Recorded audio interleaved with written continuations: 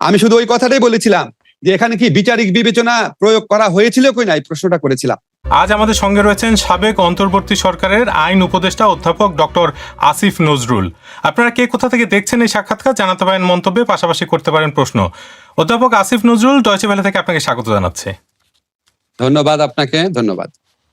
শুরুতেই আপনার কাছে জানতে চাইবো যে জুলাই গণ অভ্যুত্থানে 2 বছর হয়েছে, তো এই যে গণ অভ্যুত্থান, তার সঙ্গে আপনি কিভাবে যুক্ত হয়েছিলেন? আমি প্রথমে গণ অভ্যুত্থানে যারা প্রাণ হারিয়েছেন, যাদের অঙ্গহানি হয়েছে, তাদের সবার প্রতি, তাদের পরিবারের প্রতি গভীর সমবেদনা জানাচ্ছি। আর জুলাই গণ অভ্যুত্থানে যদি আমি জড়িত না হই, এটাই তো সবচেয়ে অস্বাভাবিক ঘটনা। কারণ আপনার গত 15 বছর শেখ হাসিনার শাসনামলে প্রায় প্রতিটা আন্দোলনে আমি ইনভলভ ছিলাম। এমনকি আন্দোলন অর্গানাইজ করার ক্ষেত্রে কখনো কখনো ভূমিকা রেখেছি। কাজেই এখানে আমার অংশগ্রহণ না থাকাটা খুবই বিস্ময়কর, কারণ জুলাই গণ অভ্যুত্থান এত বড় একটা জনগণের এত বড় ব্যাপক অংশের একটা ক্ষোভের বহিঃপ্রকাশ। সেই অংশের মানে সাইজটা যখন ছোট ছিল তখনই তো তাদের সাথে ছিলাম। আপনাকে একটা ঘটনা আমি বলি, আমার অংশগ্রহণ তো মোটেও বিস্ময়কর না। আপনাকে একটা গল্প বলি, তাহলে আপনি বুঝতে পারবেন মানুষের অংশগ্রহণ কোন লেভেলে ছিল। আমি জুলাই গণ অভ্যুত্থান চলাকালে একবার এক জায়গায় আটকা পড়ে আমি ঢাকা বিশ্ববিদ্যালয়ের সাবেক উপাচার্য অধ্যাপক এস.এম.এ ফায়েজ, ওনার বাসায় গিয়েছিলাম। ওনার বাসায় যে মধ্যবয়স্ক মহিলা কাজ করে, উনি আমাকে দেখে দৌড়ায় আসছে। আসার পরে এই মধ্যবয়স্ক মহিলা, যাকে আমি আগে বহুবার দেখেছিলাম, মধ্যবয়স্ক আপনাকে ভুল বললাম, বয়স্ক মহিলা, উনি বলছে, বাবা আমিও আন্দোলনে যেতে চাই। এটা আমি আমার ফুলার রোডের পাড়ায় দেখেছি। যারা কোনোদিন কখনো কোনো আন্দোলনে যায়নি তারাও গিয়েছে। একটা দেশে একজন শাসক একটা দেশের ছাত্র জনতার বিরুদ্ধে যুদ্ধ ঘোষণা করেছে, মারণাস্ত্র দিয়ে তাদেরকে নির্বিচারে মেরে ফেলছে। এই অবস্থায় কোনো বিবেকবান মানুষ বসে থাকতে পারে নাই ভাই। কিন্তু আপনার মানে আপনি তো লেখালেখি করেন এবং মানে অনেক মানুষ সেগুলো অনুসরণ করে, তো সেখানে একটা জায়গায় আপনি এটাও লিখেছিলেন যে যখন আন্দোলন শুরু হয় তখন আপনারই অনেক সহকর্মী আপনাকে আসলে সহায়তা করেনি, যখন আপনি এই বিষয়ে জনসচেতনতা তৈরি করা, এই বিষয়ে সবাই মিলে বিবৃতি দেওয়ার উদ্যোগগুলো যখন নিয়েছেন। জি, ওটা তো প্রথম দিকে, ওটা তো শেখ হাসিনা গণহত্যা শুরু করার আগে আগে যখন ছিল, শেখ হাসিনা আপনার শাপলা চত্বর করেছে, বিডিআর করেছে, এটা প্রত্যেকটা ঘটনাতেই বেশ কিছু মানুষ ক্ষুব্ধ ছিল। কিন্তু এরপরে জুলাই গণহত্যা যেটা, এটা সবকিছু ছেড়ে গিয়েছে। আপনি বাংলাদেশে প্রতিটা ঘরে ঘরে ঢুকে রাত্রেবেলা ছাত্রদেরকে সার্চ করে বের করে নিয়ে আসছেন, নির্বিচারে গুলি করছেন। এইটার তীব্রতা, এই পাশবিকতার, এটার যে তীব্রতা এবং নির্মমতা, সমস্ত কিছুকে ছাপিয়ে গিয়েছিল। তো আগের আপনার যে অন্যায়গুলা, সেগুলিতেও যারা সাড়া দেয়নি, তারা পর্যন্ত এই এত বড় অন্যায় দেখে যে আমার সন্তানের বুকে গুলি লাগছে। আপনার মনে নাই যে আমাদের গায়ক ছিলেন যে পার্থ সাহেব, উনি যখন রাস্তা দিয়ে হাঁটছে, উনি কি বলছে, আমি আর স্থির থাকতে পারতেছি না, আমাকে সম্ভব না থাকা। একটা মেয়ে সে বলছে যে আমি এইচএসসি ফেল করেছি, আমার কোটা কি, আমার কোনো চাকরি পাওয়ার কোনো চান্স নাই, কিন্তু আমার ভাই বোনদেরকে মেরে ফেলতেছে, আমি আর থাকতে পারবো না। আপনি শহীদ আনাসের চিঠি দেখেন, মানে আপনি চোখের সামনে দেখতেছেন আপনার সন্তানকে, আপনার ভাইকে, আপনার বন্ধুকে গুলি করে নির্বিচারে মেরে ফেলতেছে শেখ হাসিনার খুনে বাহিনী।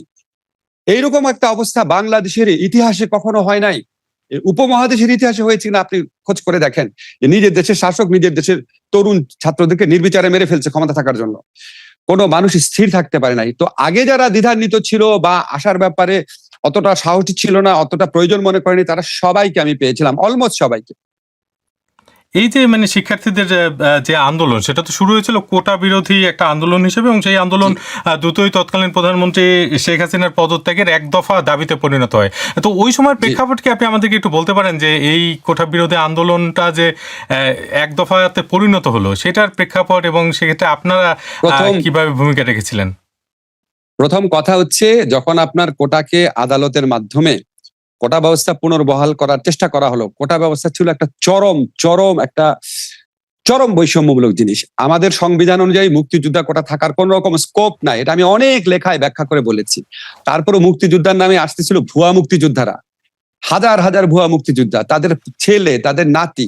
এটা কোন মানুষ সহ্য করবে? এটা আপনি মধ্যবিত্ত নিম্নবিত্ত পরিবারের যে right two livelihood, right two dignity, right to life, সেগুলির উপর অ্যাটাক একটা। সবাই এটা যখন এই প্রতারণা করলো, আদালতের মাধ্যমে করার চেষ্টা করেছে, বিক্ষুব্ধ হয়েছিল। বিক্ষুব্ধ হওয়ার পর যখন নির্বিচারে গুলি বর্ষণ শুরু করলো, এই যে আবু সাইদ হত্যা, ওয়াসিম হত্যার পর থেকে 16 তারিখ থেকে যে শুরু করলো, এবং এর আগে ঢাকা বিশ্ববিদ্যালয়ে যেভাবে মেয়েদেরকে পিটালো, একদিকে এই নির্মমতা, আরেকদিকে প্রধানমন্ত্রী বসে বসে পুরা বাংলাদেশের মানুষকে শুধুমাত্র উনি, উনার অনুসারী, উনার দল ছাড়া সবাইকে যেভাবে নির্বিচারে রাজাকার, দেশ বিরোধী ভাবে তুচ্ছ তাচ্ছিল্য করছিল, যেভাবে অপমান করছিল, মানুষ আর নিতে পারে নাই। এটা একটা 15 বছরের পুঞ্জীভূত ক্ষোভের একটা দাবানল ফুটে উঠেছে। মানুষ তো বহু কারণে ফুসছিল। দেখেন ভাই, বাংলাদেশের শাসকরা এর আগে অত্যাচার করেছে, অন্যায় করেছে, কিন্তু শেখ হাসিনার আমলে যে গুম হয়েছে, বিচার বহির্ভূত হত্যাকাণ্ড হয়েছে, যেভাবে বাংলাদেশ ব্যাংক লুট হয়েছে, যেভাবে আপনার প্রাইভেট ব্যাংকগুলো লুট হয়েছে, সাধারণ মানুষের টাকা শেখ হাসিনার সাথে ব্যবসায়ীদের হাতে তুলে দেওয়া হয়েছে, যেভাবে ভারতের আপনার কি বলবো ভারতের প্রতি নতজানু মনোভাব দেখানো হয়েছে, যেভাবে আপনার 15টা বছর বাংলাদেশের মানুষকে ভোটাধিকার থেকে বঞ্চিত রাখা হয়েছে, এবং যেভাবে উনি কথা বলতেন মনে হয় যেন এটা ওনার এবং ওনার বাবার পৈতৃক সম্পত্তি, আমাদেরকে দয়া করে থাকতে দিয়েছেন। এই অডাসিটি মানে এটা সহ্য হতো না মানুষের। তো মানুষ যখন দেখেছে যে আমার কিছু তরুণ মারা গেছে মৃত্যু ভয়কে উপেক্ষা করে, তখন কেউ আর নিজের লাইফের কথা চিন্তা করে নাই, সবাই চলে আসছে রাস্তায়। এই বিষয়টাতেই মানে বাংলাদেশের রাজনীতিতে আপনি একটু আগে ভারতের কথাও বলছিলেন যে বিদেশি শক্তির হস্তক্ষেপের একটা অভিযোগ মাঝে মাঝে শোনা যায়, এবং সেক্ষেত্রে বিভিন্ন সময় বিভিন্ন নাম আসে, কখনো ভারত, কখনো পাকিস্তান, কখনো জাতিসংঘ, কখনো মার্কিন যুক্তরাষ্ট্র। তো এই যে আপনার জুলাই গণঅভ্যুত্থান, এই গণঅভ্যুত্থানের সময়ে বিদেশি শক্তিগুলোর প্রভাব আপনি কেমন দেখেছেন? আমি ভাই কোনো প্রভাব দেখি নাই। কোথায় কোন কোনায় কার সাথে কি আলাপ হয়েছে সেগুলো আমরা জানি না। রাস্তায় ছিলাম, বিবৃতি দিয়েছি, লেখালেখি করেছি, আশেপাশে যারা মানুষ আছে তাদের কারোর সাথে কারো বিদেশি কানেকশন আছে বলে আমরা জানি না। তবে আপনি একটা জিনিস মনে রাখবেন, বাংলাদেশের মতো দেশে বিভিন্ন দেশের শক্তিশালী দেশের দূতাবাসরা সক্রিয় থাকে। আমি যেটা জানি, শেখ হাসিনাকে রাখার জন্য সক্রিয় ছিল ভারত সরকার, শেখ হাসিনাকে রাখার জন্য সরকার সক্রিয় ছিল, একটা পর্যায়ে আর সক্রিয় থাকে নাই। আর আপনার যদি বলেন যে আমেরিকা যেসব স্যাংশন দিয়েছিল ওই র্যাবের খুনি কর্মকর্তাদের বিরুদ্ধে, সেটার কারণে হয়তো আন্দোলনের একটা এনেবলিং অবস্থা তৈরি হয়েছে। আপনি হিউম্যান রাইটস লঙ্ঘনের বিরুদ্ধে ব্যবস্থা নিয়েছেন, তখন যারা হিউম্যান রাইটস লঙ্ঘনের শিকার হয়েছে তারা ভেবেছে আমরা তাহলে নিঃসঙ্গ না। আমাদের যে আন্তর্জাতিক মহল আছে তারা দেখছে আমাদের দুর্ভোগের কথা, তারা দেখছে আমাদের দুর্ভাগ্যের কথা, এটা মনে করে কেউ হয়তো একটু এনকারেজমেন্ট পেতে পারেন। কিন্তু বিদেশিরা এসে আন্দোলন করে দিয়েছে, বিদেশিরা এসে আন্দোলন করে দিলে তো আপনার মানে কি বলবো। আর তো শেখ হাসিনা তো বহুদিন যাবত বলে আসছে যে আমেরিকা তাকে ক্ষমতায় রাখতে চায় না, তো আগে হলো না কেন? এটা হচ্ছে বাংলাদেশের গণমানুষের আকাঙ্ক্ষা, গণমানুষের আত্মত্যাগ, গণমানুষের আন্দোলনকে নিষ্ঠুর অপমান করা যারা এই সমস্ত কথা বলে। একটি বক্তব্য তো তখন বেশ আলোচনায় এসেছিল আপনার এই 5ই আগস্টের পর, সেটা হচ্ছে যে এই মন্তব্যটি করেছিলেন জাতিসংঘের মানবাধিকার বিষয়ক হাই কমিশনার ফলকার তুর্ক। তিনি বলেছেন যে বাংলাদেশে জুলাই আগস্টে ছাত্র জনতা আন্দোলনে দমন পীড়নে অংশ না নিতে সেনাবাহিনীকে সতর্ক করার পর দেশটিতে পরিবর্তন হয়। তো এই যে বক্তব্য, এটা আপনি কিভাবে দেখেন? এটা তো আপনার ধরেন হিউম্যান রাইটস, এটা খুব স্বাভাবিক ব্যাপার। জাতিসংঘের যে শান্তিরক্ষী বাহিনী আছে সেখানে আমাদের অংশগ্রহণ আছে। আপনি শান্তিরক্ষী বাহিনীর ম্যানুয়াল পড়ে দেখেন, এই সংক্রান্ত আন্তর্জাতিক যত নিয়ম নীতি আছে ওখানে একটা স্ট্যান্ডার্ড মেনটেন করতে হয়। আপনি বাংলাদেশের সেনাবাহিনী হয়ে, বাংলাদেশের পুলিশ হয়ে যদি বাংলাদেশের জনগণকে নির্বিচারে হত্যা করেন, আপনি শান্তিরক্ষী বাহিনীতে থাকতে পারবেন না। এটা তো স্বাভাবিক ব্যাপার। তো পৃথিবীর যে কোনো দেশের সেনাবাহিনী যদি এরকম করে এবং সেই সেনাবাহিনী যদি শান্তিরক্ষী বাহিনীতে অংশ নেয়, জাতিসংঘ বাহিনী তাকে ওয়ার্ন করবে। তো অত্যন্ত স্বাভাবিক ব্যাপার, এবং এটার মধ্যে তো হস্তক্ষেপের কোনো ব্যাপার নাই। আপনি যদি সেনাবাহিনী যদি ইচ্ছা হতো হাসিনাকে রাখা, তারা বলতো শান্তিরক্ষী বাহিনী আমরা দরকার নাই, আমরা আমাদের সার্বভৌম, বললো না কেন? কারণ সমস্ত নিষ্ঠুরতার তো সীমা থাকে। আমাদের সেনাবাহিনী একটা পর্যায়ে যেভাবে আমাদেরকে সাপোর্ট করেছে গণঅভ্যুত্থানে, আমি মনে করি এটা একটা খুবই প্রশংসনীয় ঘটনা। খুবই একটা, তাদেরও সহ্য হচ্ছিল না, তারা যে ইউনিফর্ম পরে রাজনীতির থেকে দূরে থাকে তাদের পক্ষেও আর নেওয়া সম্ভব হচ্ছিল না। জুলাই গণঅভ্যুত্থানে নিহতের সংখ্যা নিয়ে বেশ বিভ্রান্তি এখনো দেখা যায়, এবং জাতিসংঘের যে হিসাব তাতে বলা হয়েছিল যে 1400-র মতো প্রাণহানি হয়ে থাকতে পারে। তারপরে কিন্তু মুক্তিযুদ্ধ মন্ত্রণালয় এখন পর্যন্ত যে সংখ্যা বলছে সেটা 836 জন। আবার সম্প্রতি আন্তর্জাতিক অপরাধ ট্রাইব্যুনালের চিফ প্রসিকিউটর বলছেন যে এই সংখ্যা আসলে জাতিসংঘের যে সংখ্যা বলেছে তার চেয়েও বেশি হতে পারে। তো আমাদের প্রশ্ন হচ্ছে যে এই সংখ্যা নির্ধারণে এত দেরি কেন হচ্ছে, এবং আপনারা অন্তর্বর্তী সরকারের তো অন্যতম একটা দায়িত্ব ছিল এই বিষয়গুলোকে সুরাহা করা, সেই ক্ষেত্রে আপনারা করতে পারেননি। আচ্ছা ভাই, ঠিক আছে ফাইন। তাহলে আমাদের যে মুক্তিযুদ্ধ হয়েছে 55 বছর আগে, মুক্তিযুদ্ধে ঠিক কতজন মারা গিয়েছিল আমরা সুরাহা করতে পেরেছি? এটা কি এত সোজা ব্যাপার? এখন আপনি বলতে পারেন এটা অনেক নিকট অতীতের ব্যাপার। আমরা সূরা করিনি কোথায়? আমরা তো 850 মতো সূরা করেছি, একদম নাম উল্লেখ করে, ঠিকানা উল্লেখ করে, পিতার নাম উল্লেখ করেছি। এখন জাতিসংঘ যেটা বলেছে, জাতিসংঘ বিভিন্ন সোর্স থেকে পাওয়া তথ্যে তাদের মনে হয় এটা 1400 পর্যন্ত হতে পারে। তারা তো 1400 লোকের নাম লিস্ট দিয়ে বলে না এই যে 1400 লোক, তারা বলেছে বিভিন্ন সোর্সের থেকে পাওয়া তথ্য অনুযায়ী তারা একটা নিরপেক্ষ তদন্ত করেছে, বলেছে 1400-র মতো হতে পারে। আর আমরা সেখানে স্পেসিফাই করে 870 না 72 জনকে আইডেন্টিফাই করেছি। অনেককে আমরা করতে পারি নাই, আমরা অনেক অনেক অনেক কাজে ব্যস্ত ছিলাম, তারপর আমরা এখানে সর্বোচ্চ গুরুত্ব দিয়েছিলাম। কিন্তু কিছু ক্ষেত্রে আছে অনেক লাশ, আপনি জানেন অনেক গুম কমিশনের প্রতিবেদন সহ বিভিন্ন জায়গায় বেরোচ্ছে, অনেক লাশের পেট কেটে নদীতে ভাসিয়ে দেওয়া হয়েছিল। অনেক আনমার্কড গ্রেভ আছে যেখানে আমরা জানি না কোথায় কবর দিয়েছে। গুমের শিকার অনেক ব্যক্তি আছে যাদের এখনো কোনো খোঁজ নাই, সে যে মরে গেছে এটাও জানা যায় না। কাজে আমরা আপাত দৃষ্টিতে প্রায় 900 জনকে পেয়েছিলাম, এই কাজ অব্যাহত ছিল। আমরা ডিএনএ টেস্ট করেও কিছু কিছু ক্ষেত্রে আমাদেরকে সচেতন হতে হয়েছে, নিশ্চিত হতে হয়েছে। এখন আন্তর্জাতিক অপরাধ আদালতের চিফ প্রসিকিউটর বলেছে, আমি তার সাথে কোনো কন্ট্রাডিকশন দেখছি না। আমরা যেই তথ্য উদ্ঘাটনের কাজটা কন্টিনিউ করেছিলাম, সেটারে যদি ওনারা পুনরায় শুরু করেন, রিজিউম করেন, তাহলে এই নাম্বারটা আরো বাড়বে, বেড়ে গিয়ে এটা 1400 হতে পারে, আরো বেশি হতে পারে। এখন আপনি যে 1400 নাকি 900, এটা একটা ব্যাপার। যদি 900 হয়, 900 মানুষকে একটা শাসক মারে কিভাবে? 900 মারলে সেটাও তো গণহত্যা, সেটাও তো মানবতা বিরোধী অপরাধ। কাজে সংখ্যা তো ইম্পর্টেন্ট হচ্ছে কেন? অপরাধটা অনেক বেশি ইম্পর্টেন্ট হওয়া উচিত। সংখ্যা 1400-রও বেশি হতে পারে। আপনি অন্তর্বর্তী সরকারের যুব ও ক্রীড়া মন্ত্রণালয়ের দায়িত্ব পালন করেছিলেন কিছুদিন, এবং সে সময় নিরাপত্তাজনিত কারণে বাংলাদেশ ভারতে বিশ্বকাপ বর্জন করেছিল। কিন্তু বিএনপি সরকার আসার পরে দেখা যাচ্ছে সেই যে বর্জন, সেটা নিয়ে তদন্ত কমিটি গঠন করা হয়েছে। তো এই কমিটির সঙ্গে কি আপনার কখনো আলাপ হয়েছে? না, মোটেও আলাপ হয়নি। তদন্ত কমিটি গঠনের ইয়েটা পরে আমার একটু অবাকই লেগেছিল। আমার মনে হয় না ওরা খুব সিরিয়াসলি মিন করেছে। সিরিয়াসলি মিন করলে মোস্ট ওয়েলকাম। সব তো ডকুমেন্টেড আছে কেন আমরা করেছিলাম, আইসিসি রিপোর্ট সহ। তারা আমাদের বলেছিল 3টা কারণে নিরাপত্তা ঝুঁকি বাড়তে পারে। সবাই কিন্তু এই দিকটা এড়িয়ে গেছে পরে। একটা হচ্ছে মুস্তাফিজ যদি দলে অন্তর্ভুক্ত হয়, নিরাপত্তা ঝুঁকি বাড়তে পারে। আর হচ্ছে বাংলাদেশের সাপোর্টাররা যদি এদিক সেদিক ঘুরে বেড়ায়, নিরাপত্তা ঝুঁকি বাড়তে পারে। আর হচ্ছে বাংলাদেশের ইলেকশন সামনে, নিরাপত্তা ঝুঁকি বাড়তে পারে। তো আমি 3টা জিনিসকে কম্প্রোমাইজ করে আমি দল পাঠাবো?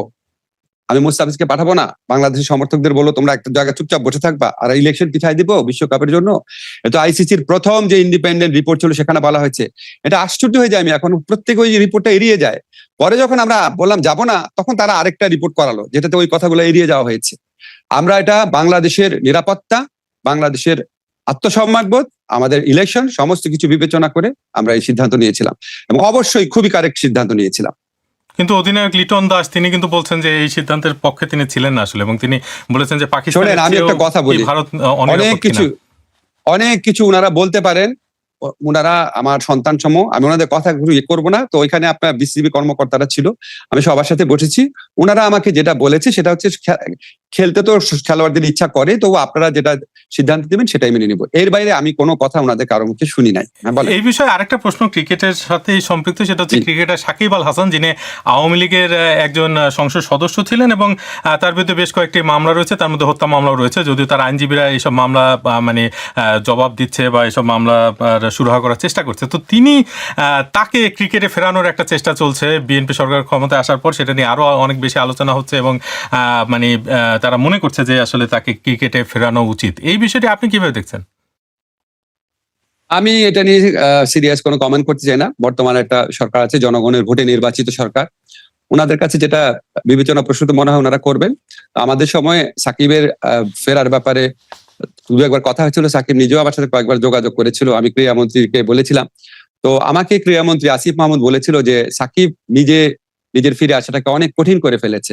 যে এই আপনার 5ই অগাস্টের পরও সে যেরকম স্ট্যাটাস দিয়েছে বা যেরকম কথা বলেছে, বা যেভাবে তার একটা মানে নিজে যে এই ফ্যাসিস্ট রেজিমের সাথে সমর্থক না, বা এটা হচ্ছে যে ভিন্ন, এটা এক্সপ্রেস করার জন্য যে এরকম একটা অবস্থান দরকার ছিল সেরকম নেয় নাই। এখন বিএনপি সরকার যদি মনে করে বা সাকিব যদি মনে করে যে সেরকম কিছু করা দরকার, তার এটা তাদের ব্যাপার। তবে আপনাকে একটা জিনিস বলে রাখি, সাকিবকে আমি মনে করি সাকিবের মতো বড় প্লেয়ার বাংলাদেশের ইতিহাসে কখনো আসে নাই, এবং এত বড় প্লেয়ারকে আমরা রাজনৈতিক ভাবে যেটুক নিরপেক্ষ আশা করি, যতটুক আপনার মানবিক বোধ সম্পন্ন আশা করি, যেরকম আপনার একটা আইডল হিসাবে তরুণ সমাজের সামনে দাঁড়াবে সেরকম ভাবে আশা করি, দুঃখজনক ভাবে সাকিবের মধ্যে সেগুলির অভাব আছে। সাকিব আল হাসান একটি অভিযোগও করেছেন সম্প্রতি এক সাক্ষাৎকারে, সেটা হচ্ছে যে তার বিরুদ্ধে যে মামলা সেটা 1 কোটি টাকা দিলে সেই মামলা থেকে তাকে মানে প্রত্যাহার করে নেওয়া হবে, এরকম একটি অফার নাকি তিনি পেয়েছেন, যদিও তিনি তার বিস্তারিত বলেননি, কিন্তু এরকম একটি অভিযোগ তিনি করেছেন। এবং এই অভিযোগের সঙ্গে আসলে প্রথম আলোর একটা প্রতিবেদন অনুযায়ী যে জুলাই গণ অভ্যুত্থানে হতাহতের ঘটনায় সারা দেশে মামলা হয়েছিল 1862টি এবং তাতে আসামি করা হয়েছিল 3,27,841 জন। এবং আপনাদের মানে অন্তর্বর্তী সরকারের বিরুদ্ধে একটি অভিযোগ যে এত মানুষকে যে ঢালাওভাবে মানে আসামি করা হয়েছিল এবং অনেকে ভোগান্তি শিকার হয়েছেন, সেটা আসলে আপনারা ঠেকাতে পারেননি। তো এটাকে কি আপনাদের ব্যর্থতা মনে করেন? ধন্যবাদ আপনাকে। আপনাকে আমি বলি যে আওয়ামী লীগ আমলেও এরকম গায়েবী মামলা হতো, আমাদের আমলে গায়েবী আসামি হয়েছে। আপনি যে মামলাগুলোর কথা বললেন, যে আসামির কথা বললেন, এই আসামিগুলা একটা মামলাতে হয়তো 10টা মামলাতে একই আসামির নাম আছে, আসামির নাম্বার এতজন হওয়ার কথা না, মামলার নাম্বার ঠিক আছে। এখন এই মামলাগুলার একটাও সরকার দেয় নাই। আওয়ামী লীগ আমলের সাথে পার্থক্য হচ্ছে আওয়ামী লীগ সরকার মামলা দিত, পুলিশ মামলা দিত, ছাত্রলীগ মামলা দিত, যুবলীগ মামলা দিত। আমাদের সরকারে কোনো সংগঠন ছিল না, আমাদের সরকারের পক্ষ থেকে একটা মামলাও করা হয় নাই। আপনি যে সময় হত্যা মামলার কথা বলছেন, এখন সরকারের ইন্ধনে বা সরকারের পরামর্শে বা সরকার দলের পক্ষ থেকে কেউ আমরা করি নাই। কারা মামলা করেছে? যারা 15 বছরে ভুক্তভোগী ছিল। এবং এই মামলাগুলোর বিষয়বস্তু একটাও গাইবি না, প্রত্যেকটাই হত্যা ঠিকই হয়েছে। সমস্যাটা কোন জায়গায়? যারা আসামি না তাদেরও আসামি করা হয়েছে, বহু লোককে আসামি করা হয়েছে। এখানে অনেক লোক আছে যাদের এখানে আসলে যুক্ত থাকার কথা না, তার সাথে আমি এগ্রি করছি, বাট এখানে সরকার কি করবে? এখানে পুলিশের কাছে যখন প্রথম দিকে মামলা নিয়ে গেছে, একটা লোক তার সন্তান মারা গেছে, সে কোনো লয়ারের পরামর্শ শুনে হোক, সে প্রতিশোধ স্পৃহাতে হোক, সে যে কোনো কারণে হোক, সে 176 জনের বিরুদ্ধে মামলা দিচ্ছে। তো পুলিশ যখন মামলাটা এফআইআরটা করবে, আমাদের দেশের আইনে কি এফআইআর করার আগে প্রাথমিক তদন্ত করে পুলিশের ইচ্ছা মতো এর নাম বাদ দিবে, ওর নাম রাখবে, এটা কোনো বিধান আছে? কোনো বিধান নাই। তাহলে আমাদের কি করার ছিল? যারা আমাদের এই সমালোচনা করে তাদেরকে বলতে হবে যে একটা মামলাতে 10 জন আসামি না করে যখন 100 জন আসামি করলো, তখন সরকারের এক্স্যাক্টলি কি করার ছিল এটা বলতে হবে তাদেরকে। বলেন যেটা করি নাই আমরা, সরকারের ব্যর্থতা ছিল, আমরা কি করব? ইভেন আমরা যখন পুলিশকে মাঝে মাঝে বললাম যে আপনারা একটু বুঝানোর চেষ্টা করেন যে আপনারা যে এতগুলো মামলা দিচ্ছেন, মামলা তো দুর্বল হয়ে যাবে। স্বরাষ্ট্র মন্ত্রণালয়ের পক্ষ থেকে যখন বলা হলো, তখন পুলিশ বললো স্যার আমরা এটা বলতে আমাদেরকে মারতে আসে। বলে শেখ হাসিনার আমলে যখন 100-150 জনকে আসামি করছিস, তখন করছিস কিভাবে, এখন করবি না কেন? এখন এই যে এই ক্ষোভ নিয়ে একটা মানুষ আসছে, তাকে পুলিশ কি উত্তর দিবে? আপনার তখনকার রিয়ালিটি তো বুঝতে হবে, তখন কি একটা দেশে স্বাভাবিক অবস্থা বিরাজ করছিল? এখন যখন এই ধরনের জিনিস হয়েছে, পরে অনেক চিন্তা ভাবনা করে টরে আমি নিজে আমার আইন মন্ত্রণালয়ের অফিসারদেরকে নিয়ে, অ্যাটর্নি জেনারেল বর্তমান আইনমন্ত্রীকে নিয়ে একটা প্রভিশন বের করলাম যে আচ্ছা, পুলিশ চূড়ান্ত প্রতিবেদন দিলে বা পুলিশ আপনার এফআইআর দায়ের করলে একটা দীর্ঘ সময় লাগে, ওই দীর্ঘ সময় পর্যন্ত আপনি আসামি হয়ে থাকেন। তা আমরা এই প্রতিকার দেওয়ার জন্য একটা ব্যবস্থা করলাম যে পুলিশ চূড়ান্ত প্রতিবেদন দেওয়ার আগে বা এফআইআর পুলিশ আপনার আদালতে প্রতিবেদন দেওয়ার আগে একটা প্রাথমিক প্রতিবেদন দিতে পারে যে না, প্রাথমিক তদন্ত করে দেখলাম এই লোকগুলা মামলাতে জড়িত না। ওই প্রাথমিক তদন্তের ভিত্তিতেই পুলিশ তাদেরকে ছেড়ে দেওয়ার ব্যবস্থা করতে পারে। পুলিশ আদালতে লিখবে, আদালত ছেড়ে দিবে। এই যে বিধানটা, এটা বাংলাদেশে কোনোদিন ছিল না। 173 এ সম্ভবত ধারাটা, এই ধারাটা ইন্ট্রোডিউস করেছি যাতে আপনার এই ভুয়া আসামি বা গায়েবী আসামি থেকে এই প্রবণতাটা বন্ধ হয়, যাতে মানুষ মুক্তি পায়।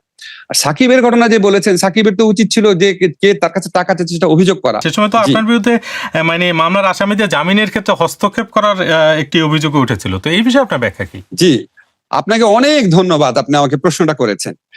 আমি মামলার জামিনের ব্যাপারে 2 বার কথা বলেছিলাম। একবার হচ্ছে যখন আমি স্বরাষ্ট্র মন্ত্রণালয়ের কোর কমিটির মিটিং এ যেতাম, তো পুলিশ বলছে আমরা এত কষ্ট করে আসামিকে ধরি আর আপনি কোর্টে গেলে ছেড়ে দেয়। এই প্রেক্ষিতে একদিন আমি জুডিশিয়াল সার্ভিস কমিশনের প্রোগ্রামে বলেছি যে যারা মুক্ত হয়ে পুনরায় সেই অপরাধ করতে পারে, যারা সাক্ষীদেরকে ইন্টিমিডেট করতে পারে, যারা বিদেশে পালিয়ে যেতে পারে, তাদের জামিন দেওয়ার ব্যাপারে আপনারা সতর্ক থাকবেন।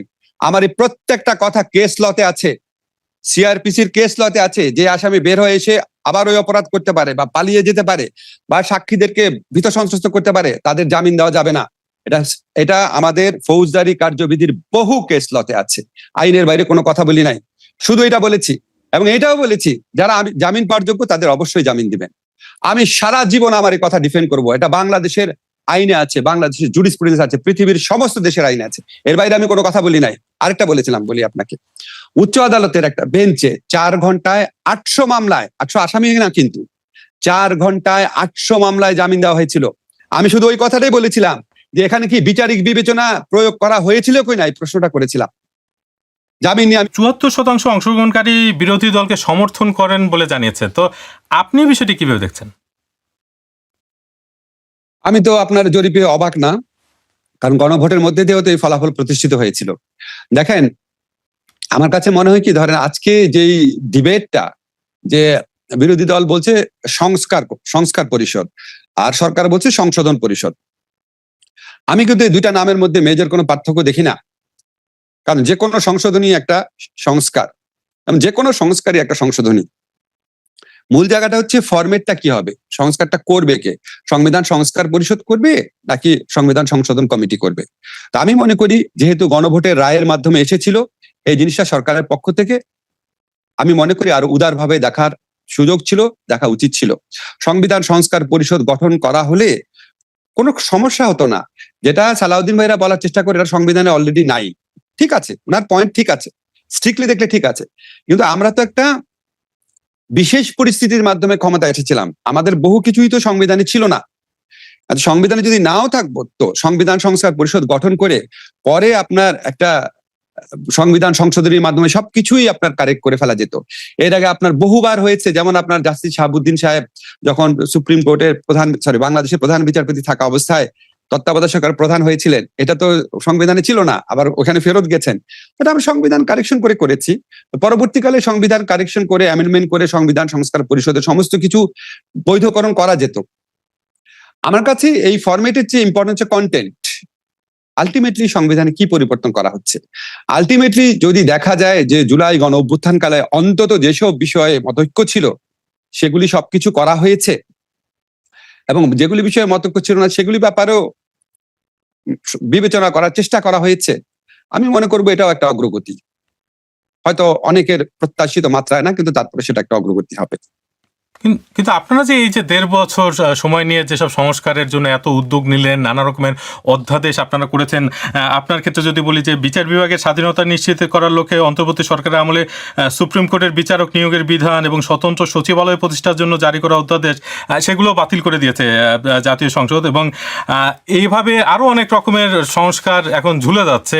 গণভোট যে রায়, সেই বাস্তবায়ন হচ্ছে না। তো আপনার কাছে কি মনে হচ্ছে না যে আপনি যে 15 বছরের কথা বারবার বলছেন, আপনি আবারও সেই 15 বছরের যে সিস্টেম ছিল সেই সিস্টেমে ক্রমশ ফিরে যাচ্ছে?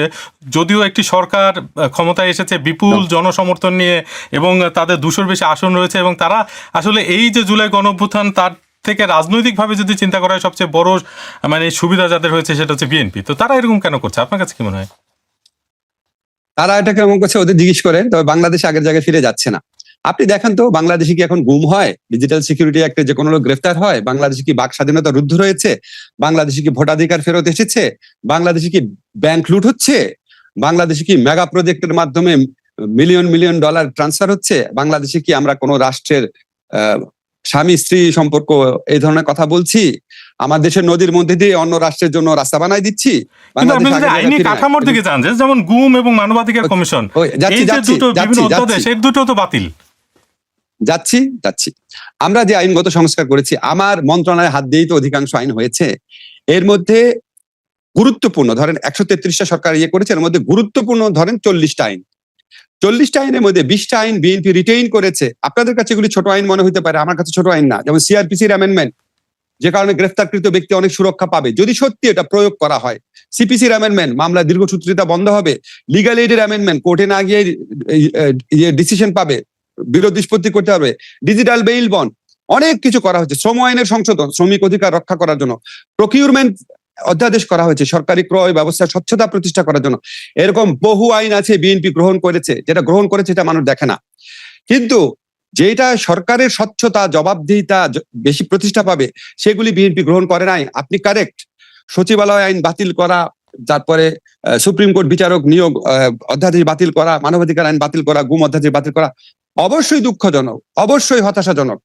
আমি যখন ওনাদের সাথে কথা বলেছি, আমার দুঃখবোধ থেকে আমি যে অ্যাসুরেন্সটা পেয়েছি যে মানবাধিকার আইন এবং গুম আইন কিছু কিছু পরিবর্তন করে তারা গ্রহণ করবেন।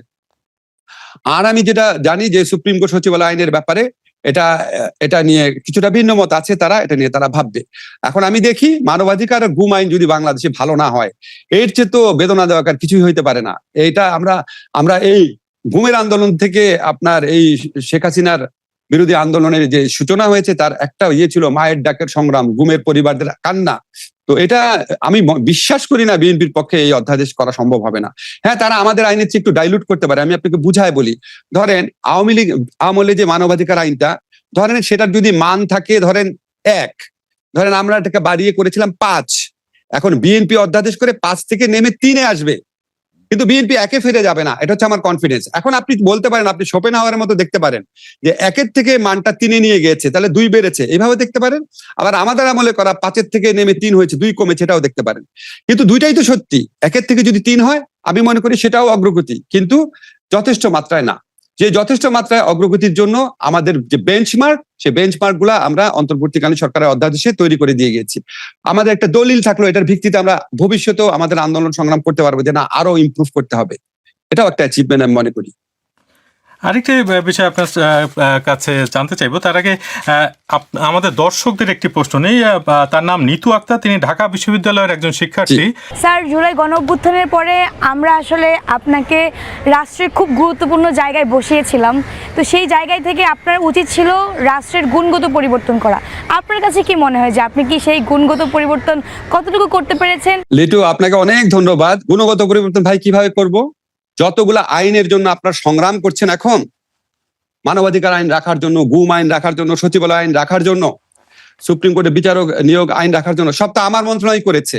তো গুণগত পরিবর্তনই তো করেছি। আপনারা যে আমাকে যদি মিসআন্ডারস্ট্যান্ড করেন, এইগুলিই তো গুণগত পরিবর্তন। তো আমি তো আইন করে দিয়ে গেছি। আমি সুপ্রিম কোর্ট সচিবালয় প্রতিষ্ঠা করে দিয়ে গেছি। আমি যে আইন করেছিলাম সুপ্রিম কোর্টে বিচারক নিয়োগ আইন, সেই আইন অবলম্বনে বিচারক নিয়োগ করে দেওয়া হয়েছে 43 জন। আমরা মানবাধিকার কমিশন প্রতিষ্ঠা করে দিয়ে গেছি। ভাই আর কি করব? কিন্তু সেই পরিবর্তনগুলো তো টেকসই হয়নি। মানে আমি কি করব? একটা minute Arafat, wait a minute. আমাদের সরকার অনেকগুলা জিনিস করে গেল। সরি, অনেকবার আমি বলেছি, আমার বলা উচিত ছিল আমরা অনেকগুলা জিনিস করে দিয়ে গেছি। করে দিয়ে যাওয়ার পর যদি পরবর্তী সরকার না করে, আমি কি আমার সরকার আমলে এমন একটা সিস্টেম করতে পারি যে পরবর্তীকালে যে কোনো সরকার ইহা করিতে বাধ্য থাকিবে? এটা কি হয়? কিন্তু একটা বিশেষ পরিস্থিতিতে তো অন্তর্বর্তী সরকার গঠন করা হয়েছে, এবং সেই বিশেষ পরিস্থিতিতে একটা জায়গা বলা হচ্ছে যে 106 অনুচ্ছেদ যেটা সংবিধানে, সেই অনুচ্ছেদ অনুযায়ী তো চাইলে আপনারা এই জায়গাগুলোতেও অনেক রকমের সমাধান খুঁজতে পারতেন আর কি, এবং সেই সমাধানটা না খুঁজে একটা রাজনৈতিক দলের উপর নির্ভর করা যে রাজনৈতিক দল আসলে এগুলা রাখবে কিনা সেই নিশ্চয়তা আসলে আপনাদের ছিল না। আরাফাত এক মিনিট, কি সমাধান করতাম? সংবিধান চেঞ্জ করে দিয়ে চলে যেতাম? এই গণভোট যদি আগে করা হতো, যেটা কিছু রাজনৈতিক দল প্রস্তাব করেছিল যে গণভোট আগে করা, সংবিধান সংস্কার পরিষদ, সেটা আগে করে তারপরে এই পরিবর্তনগুলো করা যেত কিনা? হ্যাঁ, তো করলাম। করার পর আবার বিএনপি ক্ষমতায় জিতে আছে, সবগুলো ইয়ে করে দিত, বাদ দিয়ে দিত। আপনি কি করতেন? আমরা তো আইনও করেছি, আমরা তো মানবাধিকার আইন করেছি, গুম আইন করেছি, সবই করেছি, বাদ দিয়ে দিয়েছি। ইলেক্টেড একটা গভর্নমেন্ট 2/3 মেজরিটি নিয়ে এসে যদি বলে ওরা যেগুলি করেছে এগুলি সব বাদ, আপনি কি করতে পারেন? আমি কি করতে পারি? আপনি আমার অন্তর্বর্তীকালীন সরকার কি করতে পারে? সেক্ষেত্রে এই প্রশ্নটা তো আসে, তাহলে জুলাই গণঅভ্যুত্থান যেটা হয়েছে, যেখানে এই তো শত শত তরুণের প্রাণ গেল, আপনারা সবকিছু ঝুঁকি নিয়ে তারপরে এই আন্দোলনে অংশ নিলেন, তাহলে এই আন্দোলন থেকে আসলে অর্জনটা কি হচ্ছে আপনার? সবই যদি অনেক দাঁড়ান, এই আন্দোলন থেকে কি অর্জন হয়েছে আপনি দেখতে চান? সংসদের দিকে তাকান। সংসদে নাহিদ আক্তার, হাসনাতরা যখন কথা বলে, সে কথাগুলো শুনেন। বাংলাদেশে কোনোদিন সংসদের দিকে মানুষ তাকাতো? বাংলাদেশের মানুষ ভোটাধিকার ফেরত পেয়েছে, বাংলাদেশে গুমের অবসান হয়েছে, বাংলাদেশে বাক স্বাধীনতা বহুগুণে বৃদ্ধি পেয়েছে, বাংলাদেশের সুযোগের সমতা বৃদ্ধি পেয়েছে, সব কোটা ফোটাগুলি চিরতরে বিলুপ্ত হয়েছে। বাংলাদেশে কোনো শাসককে জনগণের প্রতি তুচ্ছ তাচ্ছিল্য করার যে সংস্কৃতি, সেটা শেষ হয়েছে। কিন্তু গণভোট যেটা করা হয়েছে, এবং সেই গণভোটে তো 70% মতো মানুষ সংস্কারের পক্ষে মানে রায় দিয়েছে, এবং সেই সংস্কারগুলো কি ছিল সেটা সুনির্দিষ্টভাবে আপনারা করে দিয়ে গেছিলেন। তো এরকম একটা গণভোট না মানলে একটা রাজনৈতিক দল, সেক্ষেত্রে আসলে কি হতে পারে? সেটা তো কি হতে পারে, আপনি অনেক কিছু বলতে পারেন। ধরেন একটা প্রথম কথা হচ্ছে আমরা আগে দেখি কতটুকু মানে না। প্রথম কথা হচ্ছে এটা দেখি, তারা তো বলছে তারা তাদের মতো করছে। সেকেন্ড কথা হচ্ছে যেটুকু মানে না সেটার জন্য জনগণের আন্দোলন সংগ্রাম চলবে। আর হচ্ছে যেটুকু মেনেছে সেটুকু আমাদের অগ্রগতি হিসাবে ধরে নিতে হবে। এটা তো সে সরকার তখন শাসনতান্ত্রিক সংস্কারের প্রসঙ্গে বলছে। আর অধ্যাদেশ দিয়ে যে সংস্কারগুলো হয়েছে আমি তো আপনাকে বললাম অ্যাটলিস্ট 50% এই সরকার রিটেইন করেছে, সেটা অবশ্যই অর্জন। এখন আপনি যদি মানে আমি বারবার তো এটা বলি আপনাকে, আমরা যখন আপনাদের মতো মানে সরকারে যাইনি, মনে হলো এটা করে না কেন, এটা করে না কেন, এটা করে না কেন, সেই পার্সপেক্টিভ মনে রেখে বলছি আমরা কি করি নাই সেটা বলেন। আপনি যদি কাজের কোয়ান্টিটি বলেন, 16 ঘন্টা 18 ঘন্টা কাজ করেছি। কাজের কোয়ালিটি বলেন, আমি আপনাকে এই প্রকাশ্যে বললাম, আপনারা একটা জায়গায় উদাহরণ দেখান একটা সরকার ক্ষমতা আসার 16 মাসের মধ্যে এতগুলো আইনগত অ্যামেন্ডমেন্ট করেছে, এতগুলা প্রাতিষ্ঠানিক অ্যামেন্ডমেন্ট করেছে, এতগুলা ডিজিটালাইজেশনে কাজ করেছে। আপনি কম্পেয়ার করে দেখান কোথাও। আপনি বলেন না যে আমাদের আমলে যে ঈদের সময়ে যাত্রীরা যে যেত, রুটিন কাজের উদাহরণ দেখেন। ঈদের সময় যে যাত্রীরা বাধিতে যেত, বাংলাদেশের নিকট ইতিহাসে কোন সময় এত নির্বিঘ্নে গিয়েছে? আমাদের সময় যে হজ ব্যবস্থাপনা, বাংলাদেশের কোন সময় হজ ব্যবস্থাপনা এত ভালো ছিল? আমাদের সময় যে চিটাগাঙ্গে জলবদ্ধতা দেখছেন, আমাদের সময় তো জলবদ্ধতাও হয়েছে দেখিনি আমরা তো রুটিন ফাংশনেও ভালো করেছি। এখন আমরা মিডিয়াতে আমাদের তো দল নাই, আমাদের সুবিধাভোগী শ্রেণী আমরা তৈরি করে দিয়ে যাই নাই। এখন যারা সমালোচনা করা তারা গণহারে করে দিয়ে যাচ্ছে। মানে এই জায়গাতে একটা প্রশ্ন আসে না যে ধরেন এত ভালো যখন চলছিল দেশ, আপনারা এত ভালো চালাচ্ছিলেন, তো এত তাড়াহুড়া কেন ছিল যে একটা নির্বাচন দিয়ে দিতে হবে? আপনাদের তো আসলে কোনো নির্দিষ্ট মেয়াদ ছিল না যে আপনাদের 1.5 বছরের মধ্যেই শেষ করতে হবে, 6 মাসের মধ্যে শেষ করতে হবে, বা 5 বছরের মধ্যেও যদি আপনারা শেষ না করতেন বা করতেন সেক্ষেত্রে তো কোনো তাড়াহুড়া ছিল না। তা আপনারা এত তাড়াহুড়া কেন করেছেন? আমরা তাড়াহুড়া করি নাই। আমরা ধরেন একটা বড় রাজনৈতিক দল, বাংলাদেশের ওই সময়ে সবচেয়ে বড় রাজনৈতিক দল বিএনপি, সবচেয়ে বড় একটা রাজনৈতিক দল ইলেকশন চাচ্ছে। অন্য দলগুলাও ইলেকশন চাই না। কেউ বলেছে আপনাকে? আপনি বলেন তো একটা দল বলেছে না ইলেকশন চাই না? বলেছে ইলেকশন পরে হোক, 6 মাস পরে হোক। কেউ বলেছে জুলাই হোক, কেউ বলেছে ফেব্রুয়ারিতে হোক। তো জামাত এনসিপি বলেছে জুলাইয়ে হোক, জুলাই বা এপ্রিলে হোক। আর বিএনপি বলেছে ফেব্রুয়ারিতে, বিএনপি বলেছে ডিসেম্বরে হোক। এটার মাঝামাঝি একটা সময় আমরা বেছে নিয়েছি। কেন আমরা সময়টা বেছে নিয়েছিলাম? বেছে নিয়েছি কারণ আমাদের আইনগত সংস্কার যেটুকু করা ছিল মোটামুটি করা হয়ে গেছে। আমাদের বিচারিক আদালতে অন্তত একটা দুইটা বিচার যে আমরা বিচার করে গেলাম, সেই বিচারটা হয়ে গেছে। আমাদের নির্বাচনে প্রিপারেশন হয়ে গেছে। তারপর আমরা চিন্তা করলাম আমরা যদি এপ্রিলে ইলেকশন করি, তারপর পরই হবে তারপর পরে হবে বাজেট প্রণয়ন। একটা সরকার সময় পাবে না। আমি এপ্রিলে ইলেকশন করলাম, সরকার ক্ষমতা আসতে আসতে মে মাস চলে গেল। এরকম আপনার রমজান অনেক কিছু চিন্তা করা হয়েছিল, রোজার মাসের ব্যাপারটা অনেক কিছু চিন্তা করে কনভিনিয়েন্ট সময় বেছে নেওয়া হয়েছিল। আমাদের যা যা কাজ ছিল, কাজের তো কোনো শেষ নাই। আমরা মোটামুটি যেগুলি অ্যাচিভেবল ভেবেছিলাম সেগুলি আমরা মোটামুটি ভেবেছিলাম আমরা অ্যাচিভ করতে পেরেছি। এবং আমরা সবাই মিলে বসে রাজনৈতিক দলগুলোর প্রধান 3টা রাজনৈতিক শক্তি যা চেয়েছে তার মাঝামাঝি একটা পথ বেছে নেওয়া হয়েছে। বিএনপি চেয়েছে ডিসেম্বর, অন্য দলগুলো চেয়েছে এপ্রিল অথবা জুলাই। আমরা রোজা এবং অন্যান্য বহু বিষয় কনসিডার করে সামনে বাজেট কনসিডার করে কনভিনিয়েন্ট সময় বেছে নিয়েছি, সেটাও ইলেকশন কমিশনের সাথে পরামর্শ করে। কিন্তু এক্ষেত্রে আপনারা এই সাহসিকতাটা কি দেখাতে পারতেন না যে মানে আমাদের তো যেহেতু দেশ ভালো চলছে, আরো কিছুদিন ভালো চলুক, পরিবর্তন হোক, তারপরে আমরা তখন এই যে আপনি এবং অন্যান্যরা বলতেন যে এরা অনির্বাচিত ক্ষমতার মধুপায়ে বসছে, বুঝছেন? আমাদের বিরুদ্ধে গণ আন্দোলন গড়ে উঠতো, বুঝছেন? আর আমাদেরকে পেয়ে, আমাদের তো সংগঠন ছিল না, আমাদেরকে যে যন্ত্রণা দিয়েছে বিভিন্ন দাবি আদায়ের গোষ্ঠী, 2000 2500 আন্দোলন হয়েছে, রাতের ঘুম হারাম হয়ে যেত আমাদের। কথায় কথা যমুনা চলো, কোথায় এখন ওনারা? আরেকটি বিষয় জানতে চাচ্ছি, সেটা হচ্ছে যে শেখ হাসিনার ফেরা নিয়ে বেশ আলোচনা হচ্ছে যে তিনি ডিসেম্বরের মধ্যে ফিরবেন, এরকম একটি বক্তব্য রয়েছে। তো এই বিষয়টি আপনি কিভাবে দেখছেন? আমার কাছে মনে হচ্ছে বিষয়টা এত মহিমাময় করে দেখানো হচ্ছে, একজন দণ্ডিত আসামি আত্মসমর্পণ করতে আসবেন। আমি একটা বিষয়টাকে এভাবে দেখছি। উনি মৃত্যুদণ্ডে দণ্ডিত একজন আসামি, অসংখ্য মানুষের রক্ত ওনার হাতে লেগে আছে। মৃত্যুদণ্ড প্রাপ্ত একজন আসামি, উনি আইনের কাছে আত্মসমর্পণ করতে আসবেন। বিষয়টা হচ্ছে এটা, আসবেন, আইন অনুযায়ী ওনাকে ট্রিট করা হবে। এবং উনি এটা সত্যি কি আসার সাহস ওনার আছে নাকি দেশের মধ্যে অস্থিরতা তৈরি করার জন্য, নিজের দলের মানুষকে উজ্জীবিত করার জন্য, বা উনার দলের ভিতরে যেন কোনো সংস্কারপন্থীরা আপনার মাথাচাড়া না দেওয়া ওঠে সেটা বন্ধ করার জন্য করছেন কিনা আমার সন্দেহ আছে। তো আমার ওনার কাছে একটাই প্রশ্ন যে শেখ হাসিনা, আপনি তো এটা শুনবেন কোনো না কোনো ভাবে, আপনি তো জানতেন যে এরকম একটা বিপজ্জনক পরিস্থিতি হচ্ছে, আপনি আপনার সমস্ত পরিবারকে, বিগার ফ্যামিলিকে অগাস্টের প্রথম দিকে দেশের বাইরে পাঠিয়ে দিয়েছেন। আপনি নিশ্চিত ভাবে জানতেন, এবং আপনি যে ভারতে আসবেন এটাও ভারতকে অবহিত করা হয়েছিল, আপনি জানেন এগুলি সত্যি কথা।